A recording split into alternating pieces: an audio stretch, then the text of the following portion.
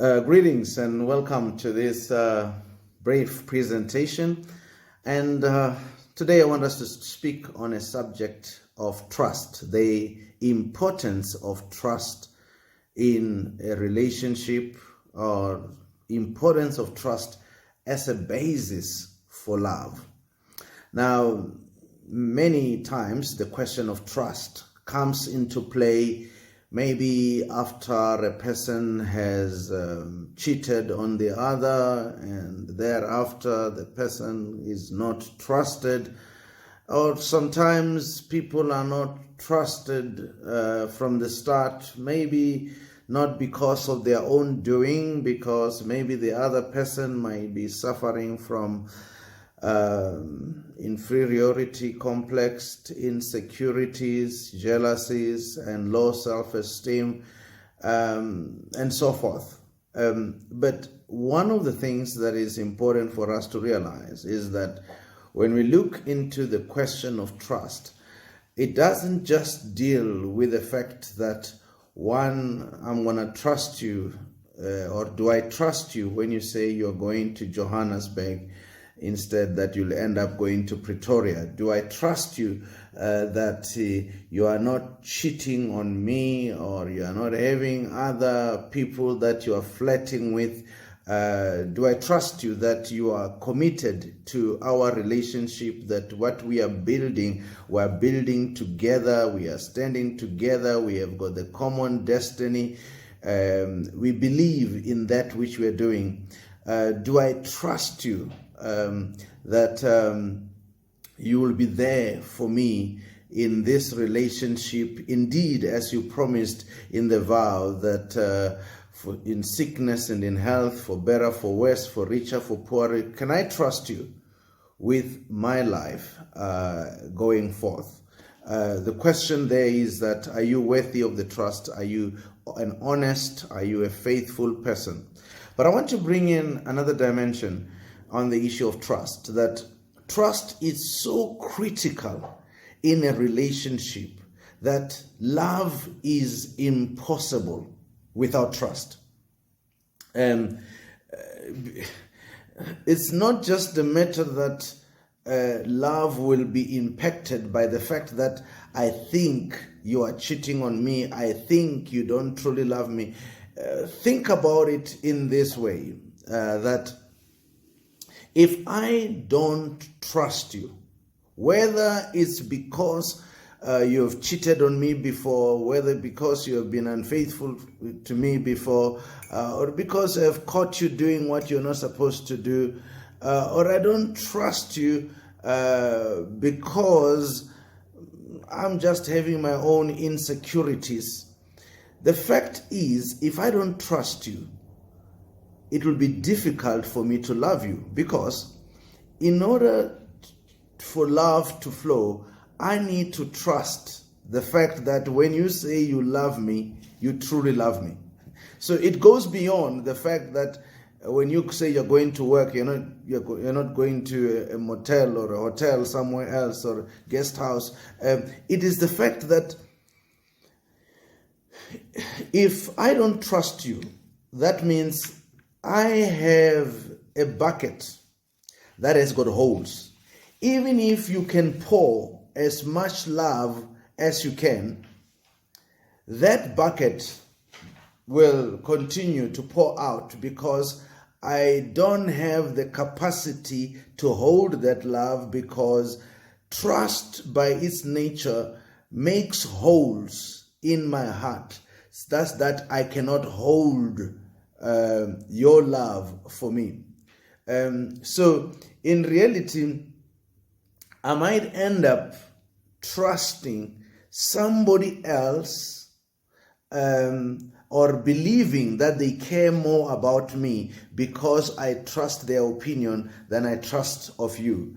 And many people who have been in relationship, in marriage, with people who have low self-esteem or insecurity will have experienced situations where as much as they care, as much as they do their best to show this person how much they love and how much they care, if the person does not firstly believe that they deserve that love, and therefore they cannot trust you, even when you say you are the best person in the world, that you are the one and only one that I love, that there is no one else in the world like you.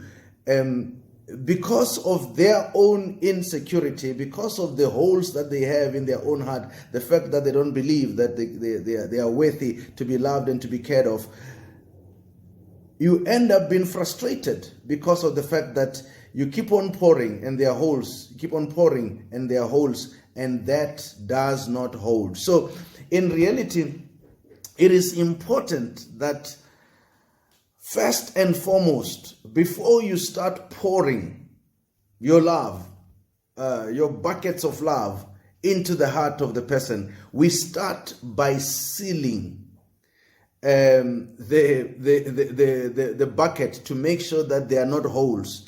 Start by re-establishing the trust with the other person. If the trust was broken or the holes were created because of infidelity, and one must now prove that they have changed, instead of demanding so much to be accepted, so much to be treated right, they must, through openness and transparency in all their conduct and behavior and all their doings, must earn that trust. And they must do so as quickly as possible, because if they don't, if one does not build that trust, then all their love, all their acts of kindness will be pouring onto this bucket that has got holes. So if there is one thing that you need to do, most importantly in a relationship, is to make sure that you're trusted. So what is the importance of trust? Here is, if you look into life in general, there is way that we can misunderstand people. Not only misunderstand people, there will be situations that looks gray, where you don't really know what you mean by this. But if I trust that you love me, I will err on the side of the positive. I will go on the side of the positive because I know you love me. There will be situations where the car of the same model as yours, of the same color as yours, is seen driving out of a guest house with a woman, if you are a man, and a friend of your wife will see that car that looks like yours and call your wife and say that I saw your husband, not what looks, the car that looks like your husband, but I saw your husband coming out, driving out of this guest house with another woman that is not you. If there is no trust, that becomes the gospel truth. When you get home, you can start by packing, the woman can start by packing her bags and says, I'm done with you. I'm done with your adultery because of this.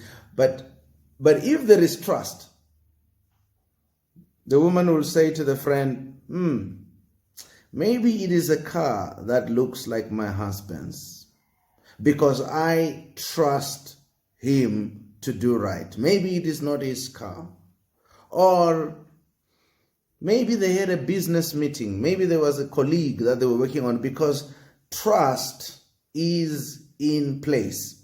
So it is important for us to know, to have that, because if you think about it, the devil has got an interest to break your relationship, to break your marriage. So he will do so by hook or by crook. If he cannot hook you or hook your spouse, he will try to crook you.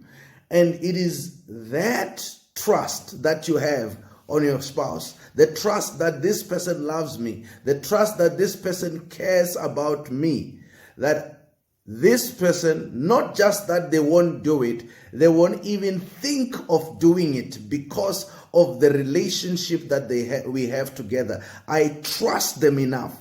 So trust is critically important, even in those instances where the devil is trying and has failed to get one of you to do wrong, and now the devil is actually trying to portray the other one as one who is doing wrong. So trust that is already established, trust that has got a bucket that has no holes, which has got love that is overflowing, that trust will propel the relationship even through difficult times. Think about a situation where you are having an argument and you are angry with each other. Again, the trust that I know this person cares about me, even though I don't understand why he or she is behaving like this, but I trust him enough to know that deep inside of him there is love for me. And even though I cannot see clearly, and the darkness might be there for a week, the darkness might be there for 2 weeks, and we are not seeing eye to eye, but the trust that I have underneath then sustain me even through the darkness, through the point where we can't see eye to eye. It's that trust that holds together. So you want to establish a relationship, you want your relationship to be successful, start at the very beginning by establishing trust. Don't do actions that makes the other person to lose your trust. If there is something, you see, what is required, my friends, is not a partner that is perfect. What is required is a partner of integrity. A partner of integrity makes mistakes. And when he makes mistakes, he knows how to apologize, how to clean his act. One who tries to act perfect will deny the mistakes, will appropriate blame someone else. Such a person have no integrity, because you can't have perfection. So integrity is to know that when I've made a mistake, I will apologize and turn around and reach out to you. And not make you look like a fool, that you are creating things in your mind, there's no reality, and so on and so on. When you do that, you're destroying trust. So I would rather trust someone who mess up big and come down on their knees and says, I'm sorry, I have messed up, because you can trust them tomorrow when they say this is how they feel, even towards you, because you know when you were feeling bad, when they have done wrong, they saw what it is and they are able to clean their act. So tomorrow when you're not sure, but you have a point of reference, you've got a point of reference which says, I know this guy, I know this woman. There was a point when she has really messed up and she came up herself to clean the act. I've got that as a point of reference, so that when I don't seem to understand at this stage, but I know I can trust the person, because when they are bad, they come and not cover it up. When they are good, they do the same. They experience, they express that love. They show that one. So trust is the foundation without which we cannot build a relationship of love. May the Lord bless you and keep you. Until next time. That was Mashudu Ravhengani, proudly brought to you by Living Power Ministries. You can find us at livingpower.org.za or on WhatsApp at +27 78 215 5737. Living Power, empowering mankind to unleash its full potential.